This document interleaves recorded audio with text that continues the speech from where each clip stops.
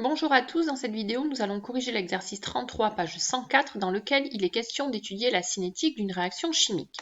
Dans la première question, on nous demande en utilisant la loi de Berlambert d'exprimer la concentration en ion triiodure en fonction de l'absorbance de la solution et d'une constante de proportionnalité qu'on notera K. La loi de Berlambert nous permet d'écrire A égale K fois C, K étant la constante de proportionnalité. L'absorbance d'une solution est liée à l'espèce qui est colorée en solution et on nous dit ici dans le texte que l'espèce responsable de l'absorbance c'est l'ion triiodure I3-. On peut donc écrire la loi de Berlambert comme ceci, qui implique donc la concentration en ion triiodure. Et on en déduit la concentration en ion triiodure qui est égale à A sur K. Dans la deuxième question, on veut représenter l'évolution de la concentration en ion triiodure en fonction du temps. On a la relation déterminée précédemment. On a dans le tableau les valeurs de l'absorbance en fonction du temps. Il va falloir donc calculer, grâce à cette relation, la concentration en ion I3- à chaque instant. Pour cela, il faut d'abord déterminer la valeur du coefficient K. On va se servir de l'absorbance à l'état initial de la réaction à l'instant t égale 0, connaissant ici les volumes et concentrations des espèces introduites. On va noter C'0 la concentration en ion I3- à cet instant initial et A0 l'absorbance. On peut donc déterminer K comme ceci. A0 est donné dans le tableau, c'est la première valeur d'absorbance. C'0 c'est la concentration en ion triiodure dans le milieu réactionnel à l'instant initial. Dans l'énoncé, on sait qu'on a introduit 1 ml de solution de triiodure de potassium à la concentration C0, ce qui va nous permettre de calculer à l'instant T0 la quantité de matière, comme ceci, d'ion I3- introduit. On peut donc déterminer C'0 en divisant cette quantité de matière par le volume total de la solution.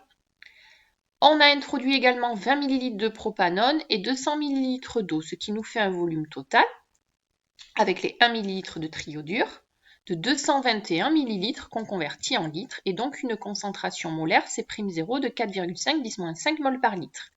On peut alors calculer le coefficient K, il vaut 4,2 fois 10 puissance 4 litres par mol. On peut ensuite trouver toutes les valeurs de la concentration en I3- à chaque instant, et enfin tracer l'évolution de C en fonction du temps. Calculer la vitesse volumique V de disparition des ions triiodure pour les 4 premières mesures. On sait que la vitesse de disparition de l'ion triiodure est égale à l'opposé de la dérivée de la concentration des ions triiodure par rapport au temps. Ce qui peut se décliner comme ceci. La dérivée correspond au taux de variation de la concentration entre deux instants proches. Connaissant alors la concentration en I3-, on calcule la vitesse de disparition de l'ion I3- grâce à cette relation appliquée pour chaque instant. Et on peut enfin tracer l'évolution de la vitesse en fonction de la concentration des ions I3-. Donner un argument permettant de dire qu'il ne s'agit pas d'une réaction d'ordre 1. On voit bien que la représentation graphique ne correspond pas à une fonction linéaire, ce n'est pas une droite qui passe par l'origine, c'est un argument qui nous permet de dire que ce n'est pas une réaction d'ordre 1. Déterminer alors l'ordre correspondant, donc on nous donne les indications. Si la réaction est d'ordre 0, la vitesse volumique s'écrit V égale K, la vitesse est constante. Et pour une réaction d'ordre 2, la vitesse volumique est proportionnelle à la concentration molaire des ions triiodure au carré.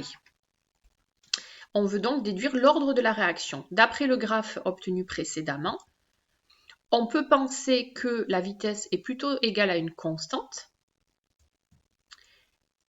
et donc que l'ordre est 0 pour cette réaction. Proposer une unité cohérente pour K, comme K est égal à V, on peut en déduire que K et V ont la même unité et donc que K est exprimé en mol par litre par minute puisque le temps était ici donné en minutes. La correction de cet exercice est terminée. C'est un exercice qui reprend la notion de vitesse de la volumique de réaction et donc exercice à maîtriser pour la suite.